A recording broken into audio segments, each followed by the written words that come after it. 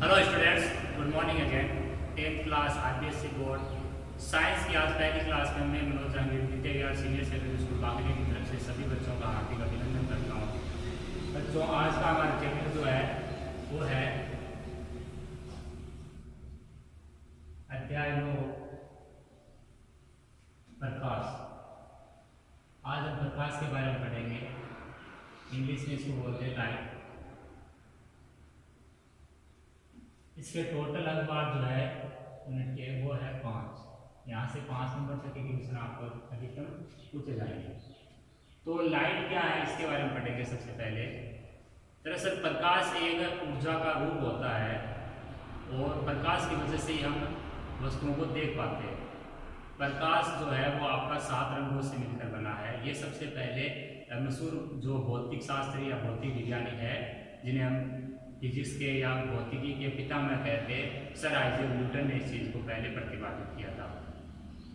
उसके बाद में बच्चों प्रकाश है, इसकी अनेक प्रकृतियों के बारे में वैज्ञानिकों ने रिसर्च की। सबसे पहले इसमें रिसर्च की थी सर आइजैक न्यूटन ने, और उन्होंने माना कि प्रकाश है वो कणों के रूप में है। तो उन्होंने प्रकाश का कण का सिद्धांत दिया। तो सबसे पहले प्रकाश की प्रकृति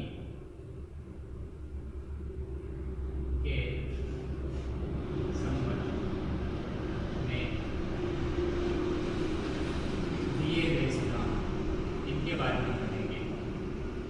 पहला जो सिद्धांत है वो सर आइजैक न्यूटन ने दिया था। पहला जो सिद्धांत वो है प्रकाश का कणिका सिद्धांत। कौन सा सिद्धांत? कणिका सिद्धांत।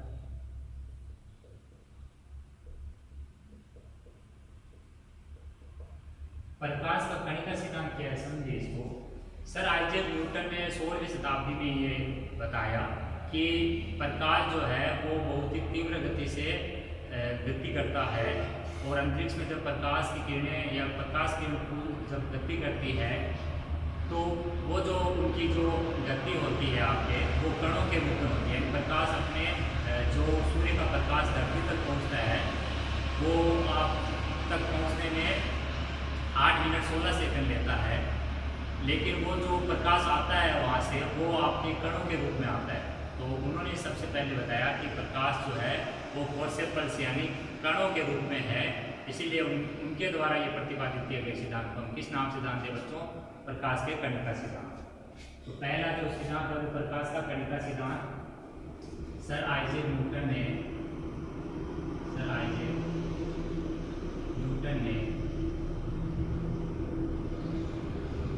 बताया कि प्रकाश किरणपुंज सूर्य से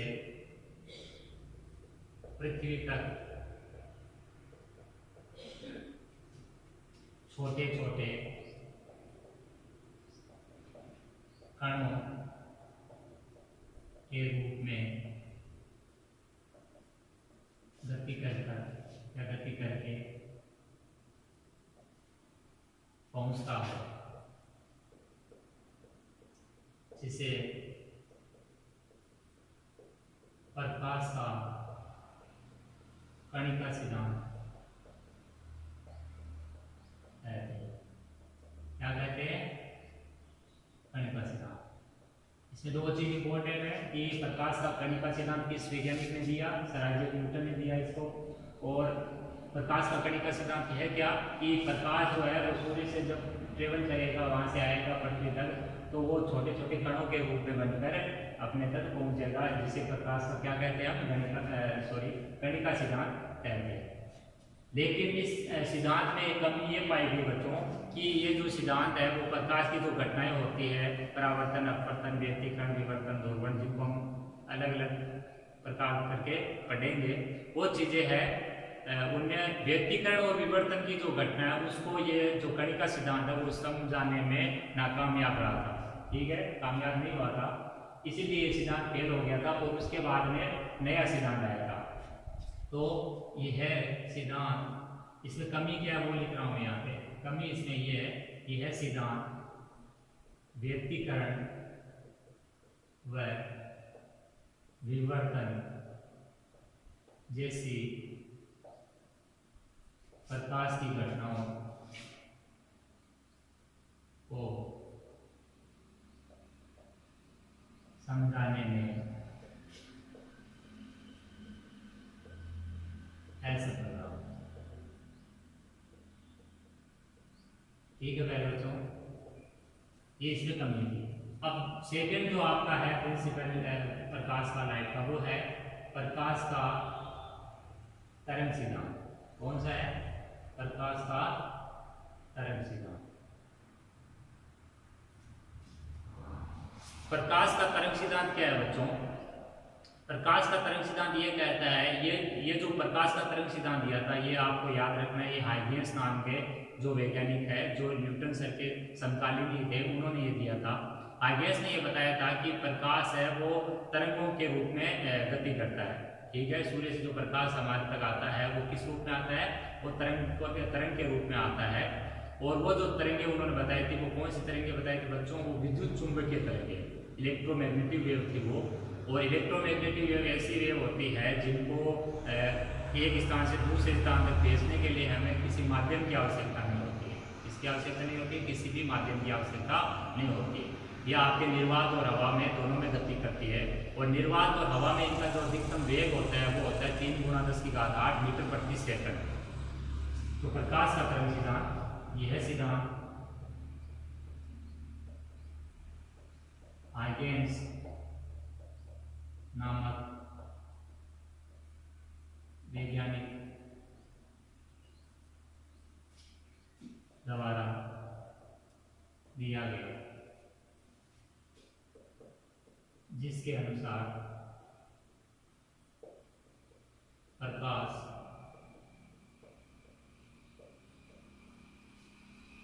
विद्युत चुंबकीय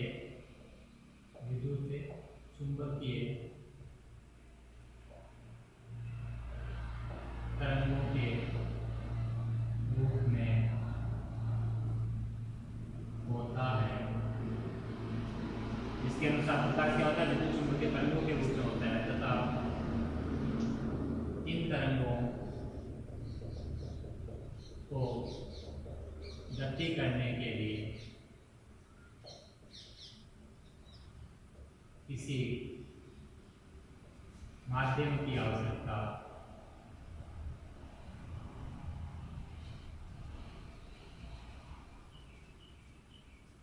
नहीं होती। अर्थात ये हवा व निर्वात दोनों में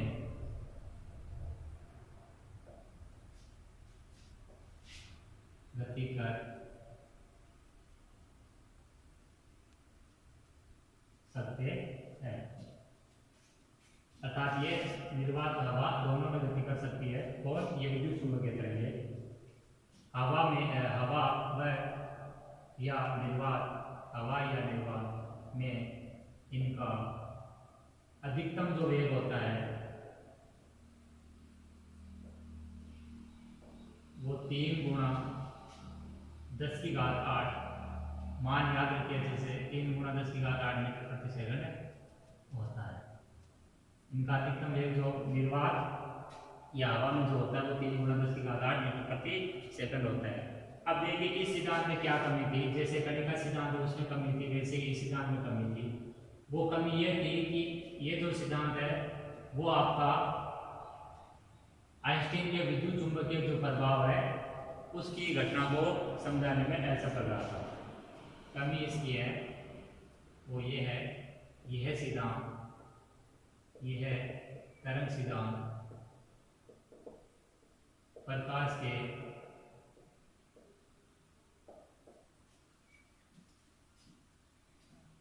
व्यतिकरण व ध्रुवण को समझाने में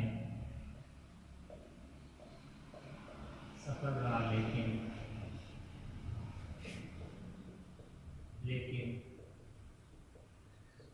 आइंस्टीन के विद्युत चुंबकीय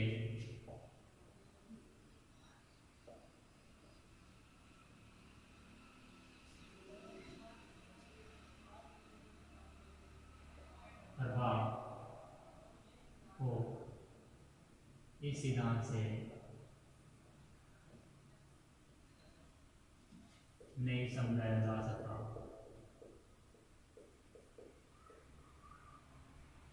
यहाँ पर थोड़ा चेंज कीजिए।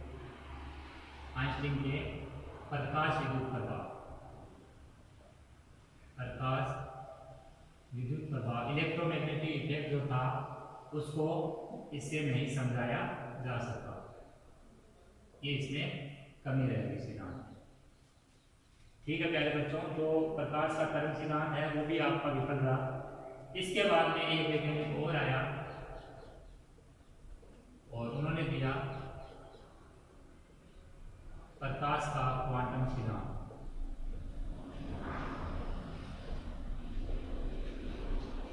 प्रकाश का क्वांटम सिद्धांत, वो देखिए आइडिया ने प्रकाश का तरंग सिद्धांत दिया। प्रकाश का क्वांटम सिद्धांत क्या है? प्रकाश का क्वांटम सिद्धांत ये कहता है कि जब प्रकाश है वो आपके सीजियम या पोलोनियम जैसे अपने पदार्थ पर आकर जब गिरता है तो वहाँ से उन पदार्थों से क्या निकलते हैं? इलेक्ट्रॉन निकलते हैं। और इलेक्ट्रॉन निकलने की इस घटना को क्या कहते हैं? हम विद्युत चुंबकीय प्रभाव कहते हैं। और ये जो आपका प्रकाश विद्युत प्रभाव कहते हैं। और ये प्रकाश विद्युत जो प्रभाव है इसकी जो कंप्लीट जो व्याख्या की थी वो आइंस्टाइन नामक वैज्ञानिक ने की थी। तो प्रकाश विद्युत प्रभाव है उसके अनुसार क्या होता है कि ये जो इसमें जो आपका जो प्रकाश है वो आपका छोटे छोटे ऊर्जा के पैकेट से मिलकर बना है और जिनको हम क्वांटा कहते हैं। और इसी को आगे जाकर कौन सी थ्योरी नाम दिया गया? प्रकाश का क्वांटम सिद्धांत नाम दिया गया। यानी प्रकाश है इसमें ये कहा गया कि प्रकाश ऊर्जा के छोटे छोटे पैकेट के रूप में अपना बना हुआ है। और वो ऊर्जा के जो छोटे छोटे पैकेट होते हैं उनको हम क्या कहते हैं? फोटोन की नाम से संज्ञा देते हैं। और जो फोटोन की ऊर्जा जो होती है बच्चों वो E बराबर h में होता है। तो यहाँ पर जो प्रकाश का क्वांटम सिद्धांत है वो आपका फोटोन के रूप में यहाँ पर आगे इसको व्याख्या करने में कामयाब है। यानी प्रकाश का क्वांटम सिद्धांत है वो क्या कहता है कि जब प्रकाश सीजियम या पोलोनियम जैसे पदार्थों से टकराता है तो ऊर्जा निकलती है। तो इलेक्ट्रॉन के रूप, यहाँ पर लिखे तो इलेक्ट्रॉन के रूप में ऊर्जा निकलती है जिसे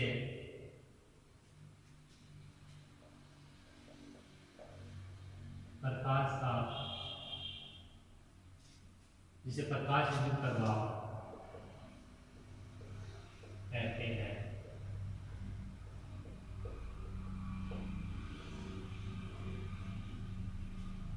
जिसकी व्याख्या आइंस्टाइन ने की। किसने की? आइंस्टाइन। यह प्रकाश ऊर्जा, यह प्रकाश जो होता है वो ऊर्जा के छोटे छोटे पैकेट के रूप में बंटा हुआ होता है, ये बना होता है उससे। यह प्रकाश ऊर्जा के छोटे छोटे पैकेट के रूप में होता है जिसे फोटोन कहते हैं। क्या कहते हैं बच्चों? फोटोन या क्वांटा कहते हैं। जैसे फोटोन या क्वांटा कहते हैं। और क्वांटा की वजह से इस सिद्धांत का नाम क्या पड़ा? प्रकाश का क्वांटम सिद्धांत। ठीक है प्यारे बच्चों, यहाँ तक कंप्लीट है। अब देखिए ये जो सिद्धांत है प्रकाश का क्वांटम सिद्धांत और प्रकाश का जो कणीय सिद्धांत और तरंग सिद्धांत, इसी के आधार पर बाद में ये बताया गया कि प्रकाश की न तो सिंगल रूप में कणीय प्रकृति होती है न ही तरंग प्रकृति। यानी प्रकाश की क्या प्रकृति होती है, द्वैत प्रकृति। इससे यह निष्कर्ष निकलता है कि प्रकाश की द्वैत प्रकृति होती है। प्रकाश की कौन सी प्रकृति होती है, द्वैत प्रकृति होती है, जिसे डी ब्रोगली नामक वैज्ञानिक ने प्रतिपादित किया। इसको पूरा कंप्लीट किसने बताया, दे ब्रोगली ने ये बताया कि प्रकाश की द्वैत प्रकृति होती है। एक होती है प्रकाश की कणीय प्रकृति और दूसरी होती है प्रकाश की तरंग प्रकृति। यानी प्रकाश कण के रूप में भी बिहेव करता है, प्रकाश तरंग के रूप में भी बिहेव करता है। तो ये जो चीजें हैं आपके, वो शुरू में प्रकाश से आधारित जो घटनाएं क्या घटित हुई, क्या है प्रकाश दरअसल, उस चीज के बारे में है। अब हम प्रकाश है उसके दो जो चीज है उनको पढ़ेंगे, प्रकाश का परावर्तन और अपवर्तन। तो सबसे पहले हमारी हेडिंग है प्रकाश का परावर्तन। पहले हम समझें कि प्रकाश का परावर्तन क्या है, कैसे होता है, उसके बाद में हम आगे की चीजें पढ़ेंगे। अगली हमारी हेडिंग है प्रकाश का परावर्तन।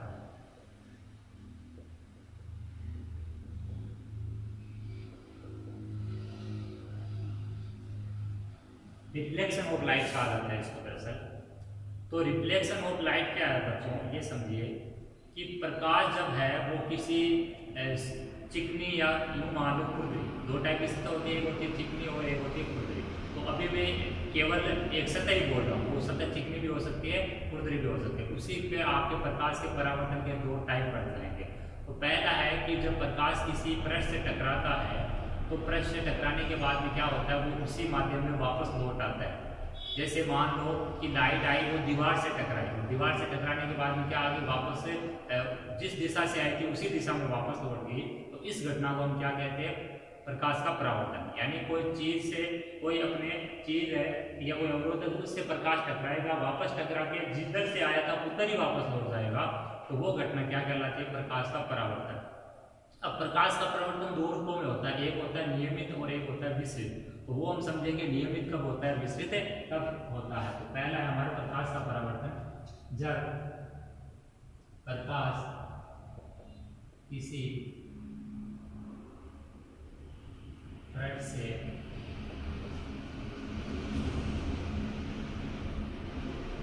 टकराता है तो वह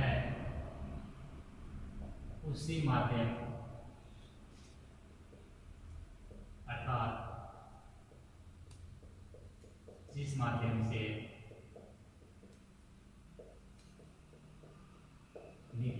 निकला लौट जाता है। क्या कर जाता है, लौट जाता है। प्रकाश की यह घटना प्रकाश का क्या कहलाती है बच्चों, परावर्तन कहलाती है। यानी जब प्रकाश है वो किसी पृष्ठ से टकराएगा और वो पृष्ठ जो होगी आपकी, वो जो है अपारदर्शी होगी। क्या होगी, अपारदर्शी। दो टाइप की अपने पृष्ठ होगी, यहाँ पे एक अपारदर्शी, एक होगी पारदर्शी। पारदर्शी जो होगी उससे तो अपने अपवर्तन होगा, अपारदर्शी होगी उससे परावर्तन होगा। तो कहने का मतलब परावर्तन होने के लिए सतह कैसी होनी चाहिए, वो पहले तो वो जो सतह या पृष्ठ होना चाहिए वो अपारदर्शी होना चाहिए, यानी जिसके आर पार न देख सके, उस सतह को आप कह सकते हो अपार। जैसे दीवार के आप आर पार कहाँ देख पाओगे, ठीक है। किताब आपका हाथ है, इसके भी अगर आप देखना चाहो तो आप आर पार थोड़ी देख लोगे। कहने का मतलब एक ऐसी सतह जो अपारदर्शी है, जिससे प्रकाश किरण पुंज है वो टकराने के बाद में जिस माध्यम से आएगी उसी माध्यम में क्या हो जाए, वापस लौट जाए। तो ये जो घटना होती है प्रकाश की, इसको हम क्या कहते हैं, प्रकाश का परावर्तन कहते हैं। अब देखिए प्रकाश के जो परावर्तन है उसके प्रकार। अगला है प्रकाश के परावर्तन के प्रकाश। तो इसमें बच्चों पहला आपका नियमित परावर्तन और दूसरा है विसरित परावर्तन। कौन सा? विसरित परावर्तन।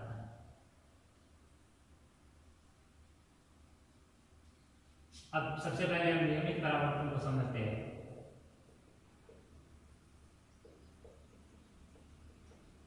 नियमित परावर्तन क्या होता है समझिए। नियमित परावर्तन का होने के लिए क्या कंडीशन जरूरी है? नियमित परावर्तन के लिए बच्चों प्रकाश जो है वो चिकनी सतह, चिकनी अपारदर्शी सतह पर टक्कर करना चाहिए। और अगर आपका विसरित परावर्तन होगा तो प्रकाश को खुरदरी अपारदर्शी सतह पर टक्कर करना होगा। तो जब प्रकाश है किसी चिकनी सतह, चिकनी अपारदर्शी सतह से टकराता है तो वो एक निश्चित दिशा में वापस क्या हो जाता है? लौट जाता है। जब प्रकाश एक निश्चित दिशा में लौटता है तो वो नियमित परावर्तन होता है। और जब प्रकाश वो भिन्न भिन्न दिशाओं में लौटता है तो वो क्या कहलाता है? प्रकाश का विसरित परावर्तन कहलाता है। तो नियमित परावर्तन में क्या है कि जब प्रकाश किसी चिकनी अपारदर्शी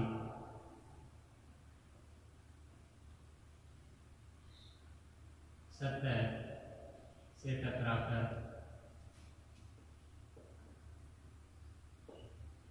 जब प्रकाश किसी चिकनी अपारदर्शी सतह से टकराकर एक निश्चित दिशा में वापस लौट जाता है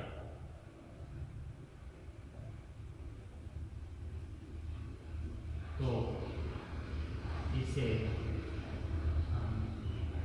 नियमित परावर्तन क्या कहते हैं बच्चों? नियमित परावर्तन।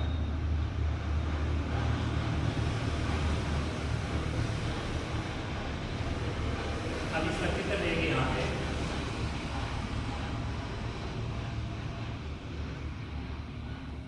ये आपका एक पृष्ठ है या एक सतह। कैसी सतह बच्चों? ये चिकनी सतह है। ध्यान रखिए चिकनी सपाट सतह है।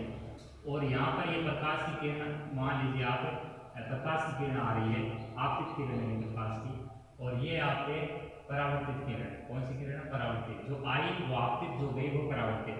और ये आने के बाद में, यहाँ से टक्कर करने के बाद में क्या हो रही है? एक निश्चित दिशा में वापस लौट रही है। ऐसी एक और किरण आई वो यहाँ पर टक्कर किया और वापस इसी दिशा में चली गई। फिर एक किरण आई और फिर यहाँ टक्कर किया और फिर ये वापस इसी दिशा में लौट गई। तो ये जो आपका जो घटनाक्रम चल रहा है, ये प्रकाश आपतित किरण है और ये वापस जाने वाली किरण आपकी परावर्तित किरण। तो ये इस टाइप का जो परावर्तन होता है इसको हम क्या कहते हैं? नियमित परावर्तन। क्यों? क्योंकि इसमें प्रकाश की किरण है वो चिकनी अपारदर्शी सतह है, यानी इसको भेद नहीं सकती। इससे टकराने के बाद में क्या हो जाती है? निश्चित दिशा में वापस लौटती है। इधर उधर नहीं गई है।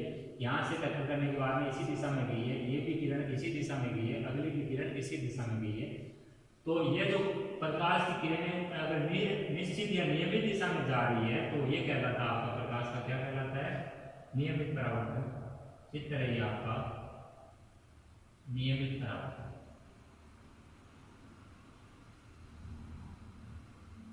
ये आपतित किरण है,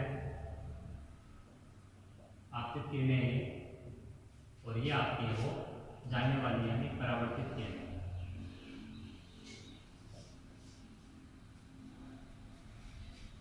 अगला हमारा विसरित परावर्तन। सेकेंड है विसरित परावर्तन।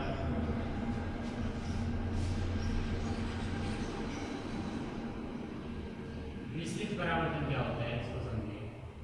अभी मैंने पीछे बताया था कि नियमित परावर्तन होने के लिए चिकनी अपारदर्शी सतह होनी चाहिए और प्रकाश की किरणें अगर अपना चिकनी सतह होगी तो उसे टकराने के बाद में एक निश्चित दिशा में वापस लौटेगी। ये नियमित होता है परावर्तन। वही अगर प्रकाश की जो किरण है वो खुरदरी अपारदर्शी सतह से टक्कर करेगी तो उस कंडीशन में क्या हो जाएगा कि प्रकाश अब एक निश्चित दिशा में नहीं जा पाएगा, वो भिन्न भिन्न दिशाओं में चला जाएगा, जिसको हम क्या कहेंगे? विसरित परावर्तन। तो इसे लिख सकते हो आप, जब प्रकाश किसी खुरदरी अपारदर्शी, अपारदर्शी का मतलब है जिसके आर पार नहीं देख सकते, प्रकाश किसी ऊपरी अपारदर्शी सतह से टकराकर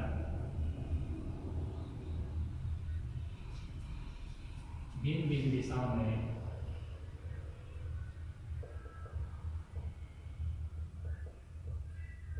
बंट जाता है। भिन्न भिन्न दिशाओं में क्या होता है? बंट जाता है।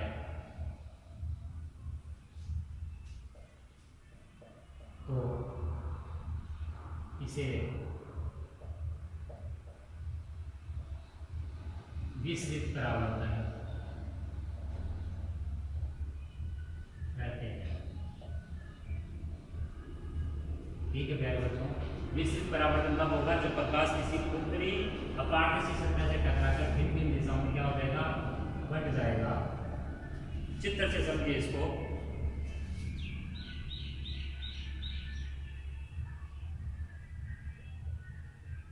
यह आपका एक ऊपरी सतह या ऊपरा पृष्ठ है और प्रकाश की जो आपतित किरण है वो यहाँ से टकरा गई, ये आपतित किरण आने वाली किरण, और ये बगैर किसी एक नियम के अपने एक दिशा में गई। अभी अगली किरण हो रही है यहाँ पे, और ये किरण यहाँ पर टक्कर गया इसने पृष्ठ पे, और टकराने के बाद में ये बगैर किसी नियम के अपने वापस इसी माध्यम में चली गई जिस माध्यम से आई थी।